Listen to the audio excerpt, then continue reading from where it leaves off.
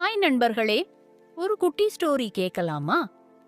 ஒரு அழகான வீட்டுல அமைதியான இரவு நேரத்துல சமையலறையில மட்டும் ஏதோ சத்தம் கேக்குது. நான் தான் சமையலறையில் மிக முக்கியமானது. நான் இல்லை என்றால் சமைக்கவே முடியாது. நீ சமைக்கலாம், ஆனா என்ன பயன்படுத்தாம உன்னால எதையும் கிளறவோ பரிமாறவோ முடியுமா? அதனால் நான் தான் பெரியவன். காய்கறிகளை நறுக்கிறது நான்தான். என்னைத் தவிர இதை செய்ய வேற யாரு இருக்கா?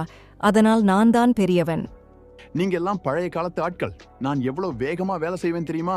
என்னை எல்லாரும் ரொம்ப விரும்புறாங்க. ஒரு நோடுல வேலையை முடிச்சிருவேன். நீங்க சமைச்சாலும் தாகத்துக்கு தண்ணீர் தர்றது நான் தான். அதனால பெரியவன் நான் தான்.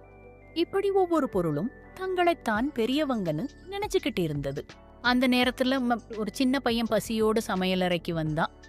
ஐயோ, ரொம்ப பசிக்குது. ஒரு ஆம்லெட் போடலாமே. முட்டையை உடைக்க கத்தி, சமைக்க சட்டி, திருப்பி போட கரண்டி, தாகத்துக்கு தண்ணீர். எல்லா பொருட்களும் சேர்ந்து வேலை செய்ததால்தான் சிறுவனின் பசி தீர்ந்தது. இப்போ புரிஞ்சுது.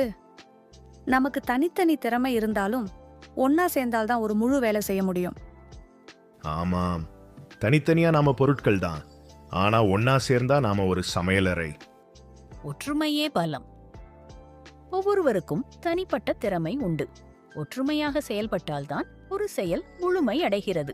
இந்த கதை பிடிச்சிருந்தா லைக் பண்ணுங்க, சப்ஸ்கிரைப் பண்ண மறக்காதீங்க. பாய் பாய்.